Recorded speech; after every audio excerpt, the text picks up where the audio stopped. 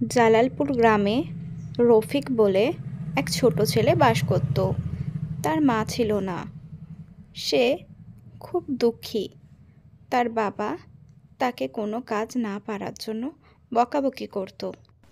চাচা বোধহয় ঘরে নামাজ পড়ছে, আমি এই দাওয়াটায় বসি। গ্রামের মোল্লা আব্দুল হোসেন খুব জ্ঞানী ব্যক্তি।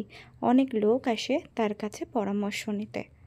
চাচা, তোমার কাছে একটা পরামর্শ নিতে এসেছি। আমি জীবনে কেমন ভাবে চলবো বুঝতে পারছি না, কি করব।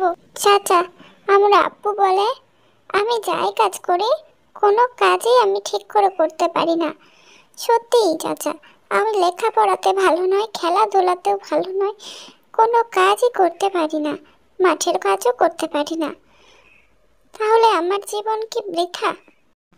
আমার আর সকল বন্ধু লেখাপড়ায় কত ভালো, খেলাধুলাতেও ভালো, কেউ কেউ বাইরে কাজও করতে পারে, আমি কিছুই পারি না। চাচা, তুমি বলে দাও কি করব।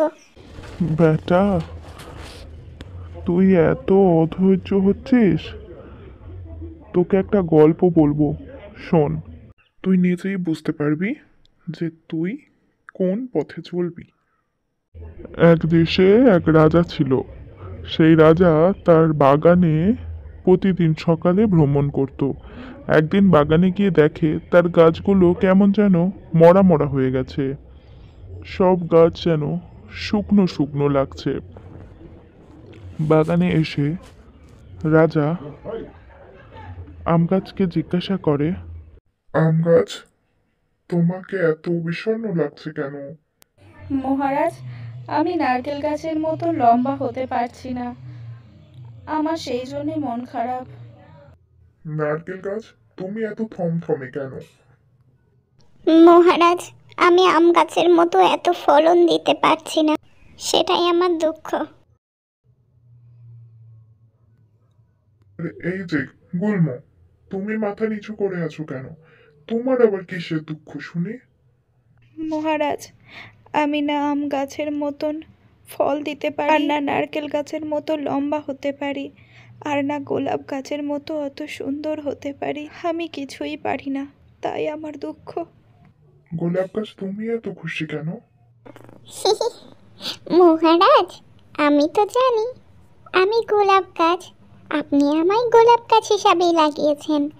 আমার কাজ ফুল দেওয়া, আর আমি সেই কাজেই মনোযোগ দিই। আমি অন্য কোনো গাছের দিকে তাকাই না। যার যেটা কাজ, যে যেটা পারে, সে যদি তার সেরাটা দেওয়ার চেষ্টা করে, তাহলেই সে নিজের দিক থেকে সেরা হয়ে ওঠে। তাই তো আমি এত খুশি, এত প্রাণোচ্ছল, এত উজ্জ্বল। আমাদের প্রত্যেকের উচিত গোলাপ গাছের মতো হওয়া। অন্যের সঙ্গে তুলনা করে কেবল কষ্টই বা আনন্দ লাভ হয় না।